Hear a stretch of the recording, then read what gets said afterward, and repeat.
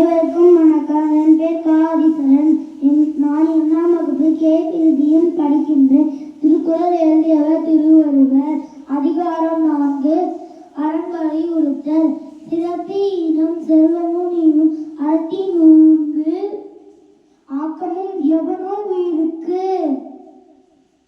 அறத்தான் அறத்தில் ஊங்கு ஆக்கமும் இல்லை, அதனிலும் மரத்தலின் ஊங்கில்லை கேடு.